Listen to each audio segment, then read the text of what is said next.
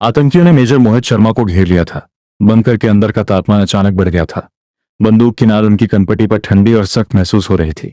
हिजबुल के उन दो शीर्ष कमांडरों ने उनकी आंखों में सीधे झांकते हुए कहा, अगर तुम हमारे अपने हो तो इस आखिरी बार हमें बताओ कि तुम्हारे साथ कोई और भी है क्या। मेजर मोहित शर्मा ने पलक तक नहीं झपकाई। उनका दिल शांत था।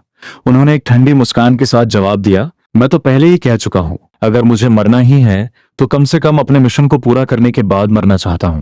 ये उनका सबसे बड़ा जुआ था। आतंकियों का संशय थोड़ी देर के लिए शांत हुआ, लेकिन वे अभी भी पूरी तरह आश्वस्त नहीं थे। जैसे ही आतंकियों ने बंदूक थोड़ी नीचे की, मेजर मोहित शर्मा ने बिजली की गति से कार्रवाई की। उन्होंने एक ही झटके में अपने पास मौजूद छिपकर रखी हुई पिस्तौल निकाली और दोनों कमांडरों को ठिकाने लगा दिया। बंकर के बाहर खड़े अन्य आतंकी कुछ समझ पाते इससे पहले ही मेजर ने वहां बिछाए गए अपने ही जाल का इस्तेमाल किया।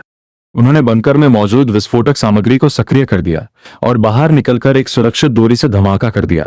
जंगल की शांति गोलियों की गड़गड़ाहट से गूंज उठी। मेजर मोहित शर्मा ने रेडियो पर अपने साथियों को संकेत दिया, कुपवाड़ा के उस घने जंगल में भारतीय सेना की 1 पैरा SF का ऑपरेशन शुरू हो गया। मेजर, जो अभी तक इफ्तिखार बनकर जी रहे थे, अब वापस अपने असली रूप यानी एक भारतीय कमांडो के रूप में गरज रहे थे। उन्होंने अकेले ही कई आतंकियों को मार गिराया और उस इलाके में छिपे हथियारों के बड़े जखीरे का पता लगाकर उसे नष्ट कर दिया।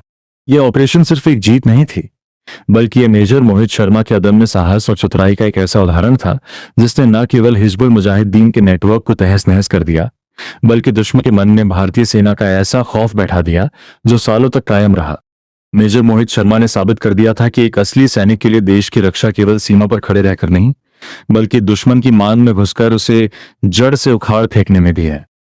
ऐसी ही वीर गाथाओं और देश के असली नायकों की कहानियों के लिए हमारे चैनल को लाइक करें और सब्सक्राइब करना न भूलें।